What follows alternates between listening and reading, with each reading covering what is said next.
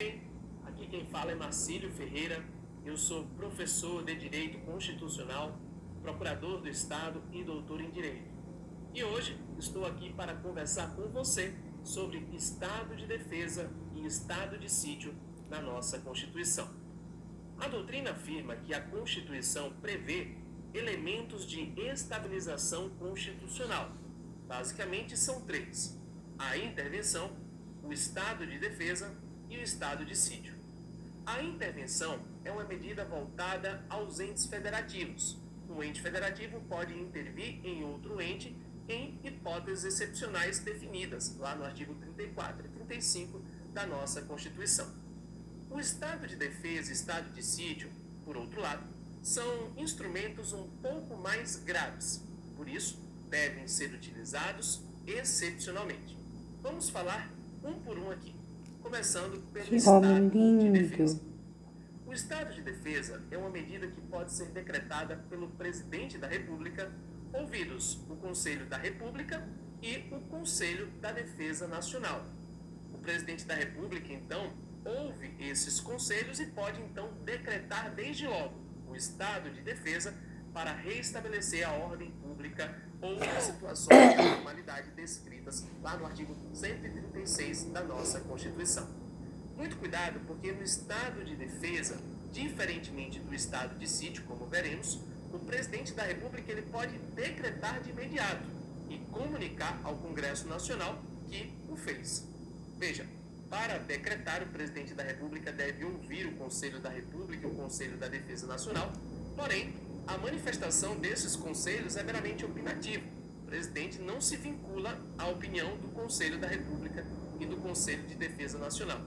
Tratam-se de órgãos consultivos. O presidente deve ouvir, mas pode, inclusive, opinar e decidir de uma forma diferente do Conselho da República e do Conselho de Defesa Nacional. Então, quem decide é o presidente da República através de decreto.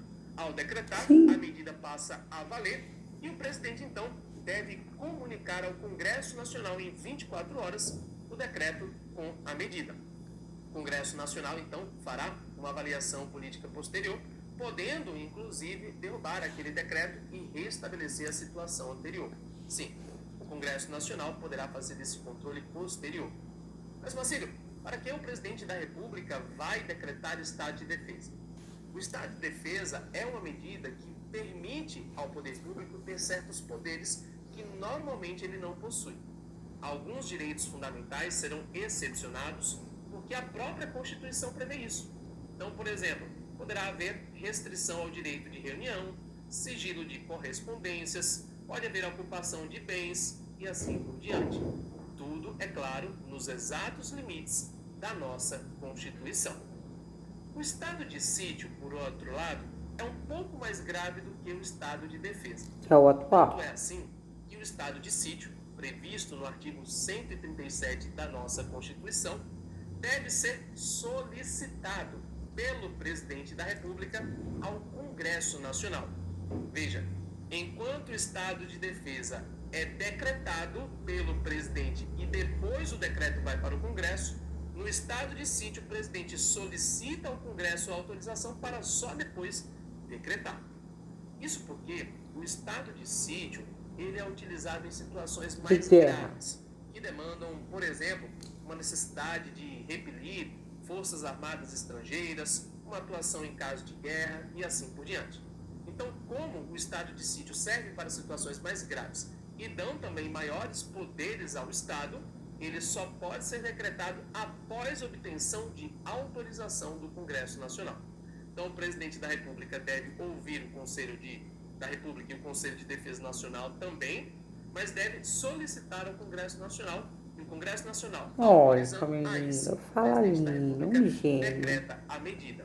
Lembrando que este estado de sítio só pode ser decretado também nos exatos limites constitucionais, ou seja, de acordo com o artigo 137 Tinha que ser o Ferreira, lógico.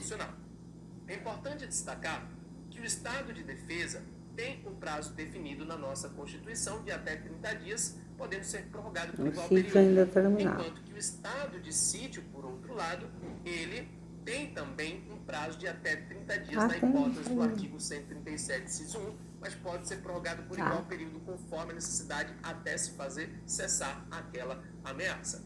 Durante o período de estado de sítio, nós teremos também restrições que serão determinadas a certos direitos fundamentais, inclusive restrições maiores do que aquelas durante o estado de defesa. Também é importante destacar que o estado de sítio pode ser decretado como consequência da ineficácia do estado de defesa. Por isso, inclusive, que a gente fala que o estado de sítio é mais grave que o estado de defesa. O presidente da República ele pode decretar o estado de defesa, tentar resolver o problema através dele e não conseguir. O estado de sítio vem, então, como medida subsequente. É muito importante entender que estado de defesa e estado de sítio, embora outorguem poderes maiores ao poder público, ao Estado, isso, é claro, não legitima inconstitucionalidades. Nossa, que Tanto é não. assim que a nossa Constituição prevê que, ao término da vigência dessas medidas, nós teremos a cessação de todos os efeitos e, inclusive, a apuração de eventuais responsabilidades das autoridades que ultrapassarem os limites previstos na nossa Constituição. Por isso, é muito importante entender que estas duas medidas não desfazem o sistema democrático.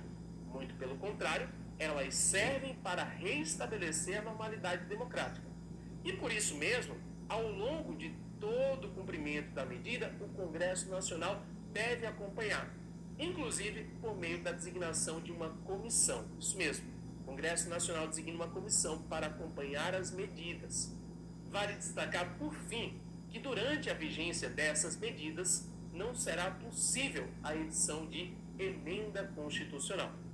O artigo 60 da nossa Constituição prevê como limitação circunstancial o impedimento à edição de emenda constitucional durante a vigência de intervenção, estado de defesa e estado de sítio. Tudo bem? Espero que você tenha entendido essas duas medidas. Qualquer dúvida, estou à sua disposição. Um forte abraço e até a próxima. Valeu, pessoal! Maravilhoso, claro.